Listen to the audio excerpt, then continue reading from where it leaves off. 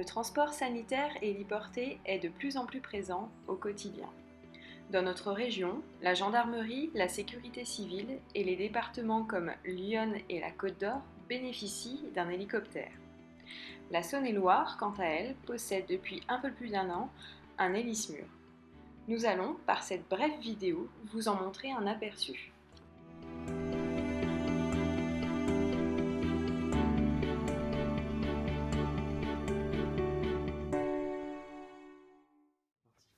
Alors pourquoi un hélicoptère en Saône-et-Loire? Parce que nos délais d'intervention étaient trop longs, à la fois en primaire et en secondaire.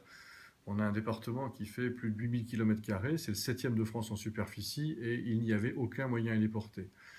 Ça avait comme conséquence d'une part que pour certaines interventions, on était nettement à plus de 20 minutes par la route en primaire, et qu'en secondaire, on avait des durées de transfert secondaire qui pouvaient dépasser 4, 5, 6 heures. Et ce n'était pas acceptable, d'autant qu'on fait dans l'année presque 1000 secondaires par an. Il faut savoir que l'hélico sauve autant les patients qui sont dedans que tous ceux qui attendent les médecins à l'hôpital pendant que ceux-ci faisaient de la route. Donc voilà les motivations. Et aujourd'hui, ce qu'on peut dire, c'est que c'est une machine qui rend des services, qui sauve des vies et qui nous a fait gagner de la capacité en termes d'intervention, puisqu'on a encore augmenté notre volume d'activité de secondaire. Et que par ailleurs, on peut enfin respecter certains délais, comme par exemple la prise en charge de l'infarctus du myocarde. Il n'y a pas d'angioplastie à Châlons, la seule est à Mâcon, et pour respecter la golden hour, eh bien, au moins avec l'hélico, on peut emmener les patients au bon endroit et dans le bon espace-temps. Alors le fonctionnement d'une base comme Chalon-sur-Saône, elle est assez simple. Donc c'est un contrat, ce qu'on appelle les contrats H14, c'est-à-dire que l'hélicoptère doit être prêt à intervenir entre 8h le matin et 22h le soir. Donc pour assurer cette permanence 365 jours par an, nous sommes 3 pilotes à effectuer des relèves toutes les semaines.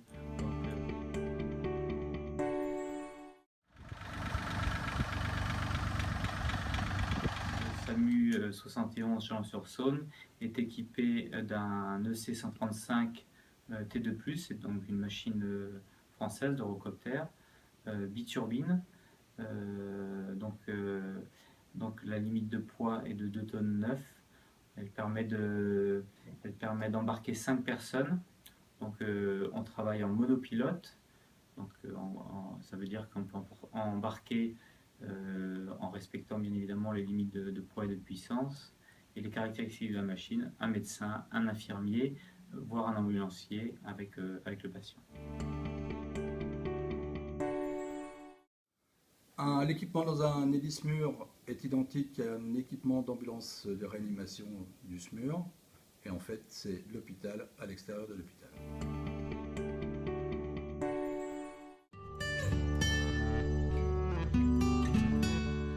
La procédure d'engagement d'un Héli-SMUR se fait selon un organigramme simple. Dans un premier temps, le médecin régulateur déclenche une mission héliportée.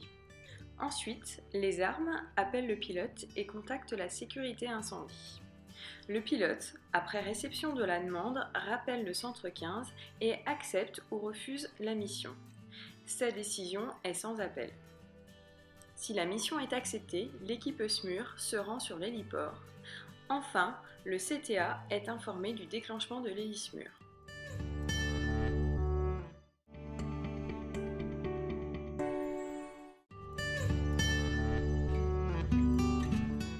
En 2014, l'Héli-SMUR a effectué 100 interventions dites primaires. 95 ont eu lieu sur le territoire de la Saône-et-Loire, comme le montre cette carte. Le reste des interventions a été fait à la demande des départements limitrophes. Dans les suites, les patients ont été principalement héliportés vers des centres spécialisés, tels que le CHU de Dijon, les CH périphériques comme Mâcon ou Châlons, et l'HFME et l'HEH dans la région lyonnaise.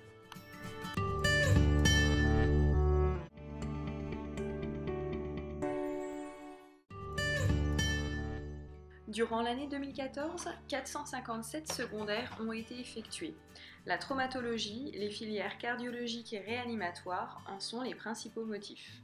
Les hôpitaux demandeurs sont l'hôpital de Montceau-les-Mines, l'hôpital de Creusot, un petit peu pareil de Monial, en fait les principaux hôpitaux périphériques, pour ramener le patient vers les grands centres. Dans un premier temps, Chalon-sur-Saône et son service de réanimation, Mâcon, principalement son centre de coronarographie, et les CHU qui sont Dijon pour nous, qui est notre hôpital.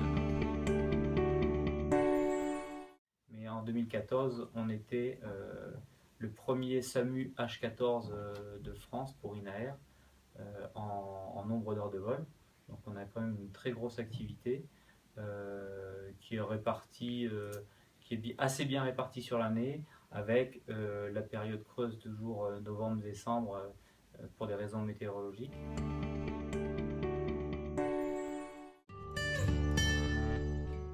Il semble important de rappeler que les patients instables, agités ou infectés avec risque de contamination ne peuvent être transportés.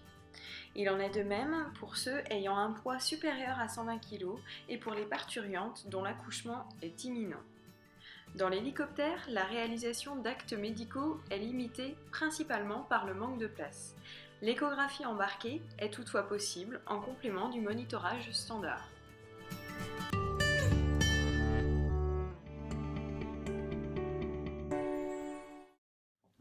Donc aujourd'hui, on est autorisé à le faire, mais pour l'instant, on reste sur une intervention quand même, tout de même posée au sol. Ça, c'est une consigne que j'ai donnée à mes pilotes pour éviter tout incident. Donc si le médecin me demande d'effectuer cette intervention, en moins de 2 minutes, on est posé dans n'importe quel champ et on le fait poser.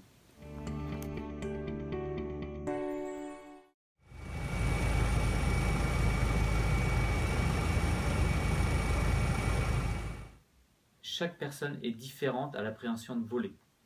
D'accord ?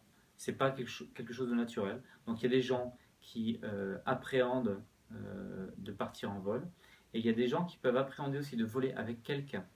Parce que un jour, il leur a semblé que dans une situation, il n'était pas à l'aise, ou alors il n'a pas communiqué. C'est-à-dire qu'il a fait sa procédure et tout ça, et puis les autres ne comprenant pas ce qui se passe, et bien en fait on peut avoir générer une appréhension durable, alors qu'il suffisait juste de parler, et puis peut-être que ça serait passé. Voilà. Et effectivement, il y a des gens qui ont peur de l'hélico.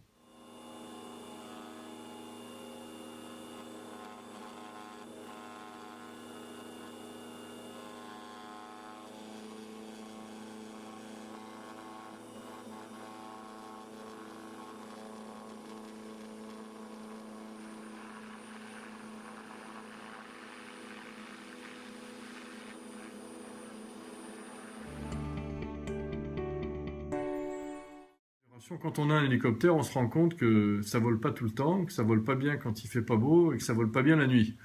Et par conséquent, il faut améliorer les hélistations dans notre région Bourgogne, faire en sorte qu'elles soient agréées H24, et puis il faut donner plus de possibilités aux hélicoptères de voler quand les conditions météo sont pas bonnes, et il faudra peut-être parler des jumelles de vision nocturne ou d'autres procédés comme le GNSS qui permettront de faire voler peut-être un jour des hélicos par presque tout temps, j'ai bien dit presque tout temps, parce que ça c'est une autre problématique.